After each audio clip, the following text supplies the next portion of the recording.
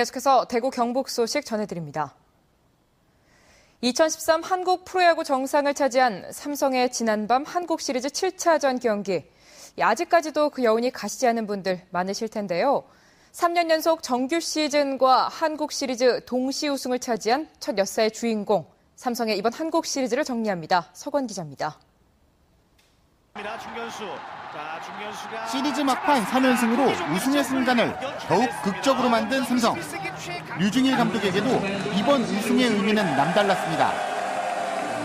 생애 최고의 한국 시리즈가 될 거라고 생각했습니다. 그것이 바로 1승 3패에 몰렸을 때 3연승 해가지고 아주 기분 좋고요. 4위 팀 두산의 선전도 눈부셨지만 시리즈가 거듭되면서 체력의 격차와 함께 불펜의 높이와 불붙기 시작한 타선의 힘은 거침이 없었습니다. 하지만 앞선 2년간의 한국 시리즈와는 분명 여러 가지 면에서 차이가 있었는데요. 2002년에 이어 다시 한번 홈에서 우승의 순간을 맛보기까지 여러 차례 고비도 있었습니다. 특히 홈에서 펼쳐진 1, 2차전을 모두 내줬을 때까지는 삼성 선수들조차 쉽지 않으리란 전망을 했습니다. 솔직히 포기를 잠깐 했던 것 같아요. 마음속으로 좀 뒤집기 어렵지 않겠나 싶었는데 다른 형들이 잘해줘가지고 이 자리에 있는 것 같습니다. 이승엽 선수의 타석입니다. 류중일 감독의 믿음 속에서 이승엽 선수가 느꼈을 부담은 이번 시리즈의 힘겨움을 보여주는 단적인 사례. 야구하면서 이렇게 걱정해본 적은 처음인 것 같습니다. 올림픽도 힘들었지만 이번 시리즈 내내 더 힘들었던 것 같고 이번 시리즈는 정말 후배 선수들에게 다 공을 돌리고 싶고 감사하다는 인사드리고 싶습니다. 역대 한국 시리즈에서 1승 3패의 전적을 딛고 우승을 차지한 경우는 이번이 처음. 또한 3년 연속 통합 우승이란 한국 야구 새 역사의 주인공이 된 삼성은 이달 15일부터 대만에서 펼쳐지는 아시아 시리즈에서 또 하나의 우승을 위한 도전에 나섭니다. MBC 뉴스 서건입니다. 전국 최대 포도 주산지인 영천이 와인의 메카로 거듭나고 있습니다. 곳곳에 와이너리가 생겨 농가 소득이 늘고 와인 투어 등 관광 상품도 큰 호응을 얻고 있습니다. 도성진 기자가 보도합니다. 오크통 모양의 와인 전시관에 들어서면 와인 터널을 따라 와인과 관련된 상식을 손쉽게 알 수 있습니다. 해설사의 친절한 설명을 듣고 눈으로 보고 만지며 어느새 와인과 가까워집니다.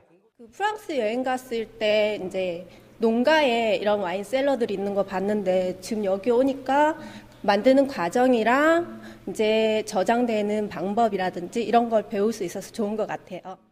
영천에만 18개가 생겨 매년 2만 5천 병의 와인을 생산하는 와이너리에서는 포도를 직접 따서 와인을 만들고 시음하는 체험을 할 수 있습니다. 처음 와인을 만들어 봤는데요. 제가 평소에 그냥 마시던 와인하고는 조금 달리 굉장히 깨끗하고 정말 맛있는 와인을 제가 직접 만든다는 생각이 들어서 굉장히 기분이 좋고요. 재미있는 설명과 게임이 곁들여진 체험에 학교, 직장, 가족 단위의 신청이 몰려들고 있습니다. 지난 2010년부터 시작된 와인 투어는 전국에서 신청이 이어지며 매년 2만 5천 명이 다녀가고 있습니다. 단순 포도 생산보다 농가 소득이 훨씬 높아졌고 외지 관광객이 늘면서 톡톡한 시너지 효과를 내고 있습니다. 매출액이 점점 늘어난다고 저도 확신하는 것이 젊은 층들이 자꾸 이제 와인에 대한 선호도가 자꾸 올라가기 때문에 전년도 대비해서 올해도 와인의 매출액이 한 3배 정도 늘어났습니다. 전체 농가의 30%가 포도를 재배하며 전국 최대 재배 면적과 생산량을 자랑하는 영천이 와인의 메카로 거듭나고 있습니다. MBC 뉴스 도성진입니다.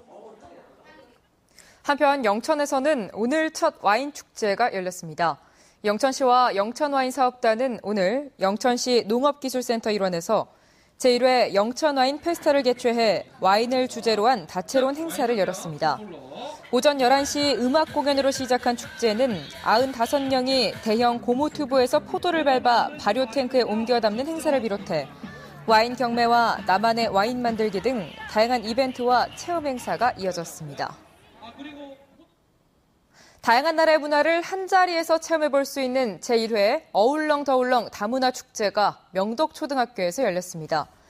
대구 지역 다문화 학생과 가족이 함께 꾸민 이번 축제는 일본과 베트남, 필리핀 등의 전통 음식과 놀이 등 다양한 문화를 체험해 볼 수 있도록 꾸며졌습니다.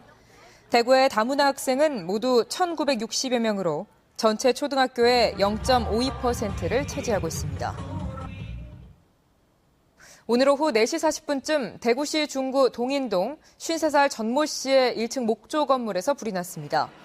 불은 20분 만에 꺼졌지만 가재 도구 등을 태워 3,200만 원의 재산 피해가 났습니다. 경찰은 정확한 화재 원인을 조사하고 있습니다. 대구시 내 일부 초등학생에게서 머릿니가 발견되자 대구시교육청은 가정통신문을 통해 예방과 치료법을 학부모에게 알리는 한편 학생들에게 청결 유지와 빗이나 수건, 모자와 가방 등의 개별 사용을 지도하고 찜질방이나 PC방 등 많은 사람이 모인 시설은 이용을 자제해 주도록 알리도록 했습니다. 지금까지 확인 결과 대구시 내 19개 초등학교 28명의 학생에게서 머릿니가 발견됐습니다. 경상북도 교육청이 전국 최초로 학교 청렴 등급제를 실시합니다. 경북교육청이 마련한 학교 청렴 등급제는 비위 사건과 관련한 언론 보도와 종합 감사 결과 학교장 청렴도와 부패 방지 시책 평가 등의 자료를 바탕으로 학교의 청렴도를 5등급으로 평가하는 제도입니다. 가장 높은 등급인 완성 단계 학교는 종합 감사가 면제되고 가장 낮은 미흡 학교는 취약 기관으로 분류돼 특별 관리하고 해마다 감사를 받게 됩니다. 국회 안전행정위원회 새누리당 강기훈 의원은 전국 98대 미니 소방차 중 경북이 73대로 가장 많지만 월 평균 출동 건수가 1.8건에 그쳐 미니 소방차를 배치한 소방서의 월 평균 화재 발생 11건에 크게 못 미친다고 밝혔습니다. 강 의원은 물탱크 용량이 모자라 장시간 사용이 어렵고 장비를 실을 공간이 좁다는 이유 등으로 화재 현장에 출동할 때 아예 미니 소방차를 제외하기도 하는데 활용 대책을 마련해야 한다고 지적했습니다. 대구지방법원 윤권원 판사는 2006년 5월 17일 자신들의 인터넷 카페에 5.18 광주 항쟁이 북한에서 파견된 특수부대원들이 지시 조종한 사건이라고 글을 올린 혐의 등으로 기소된 전사모 회원 10명에게 무죄를 선고했습니다. 대구 경북 소식이었습니다.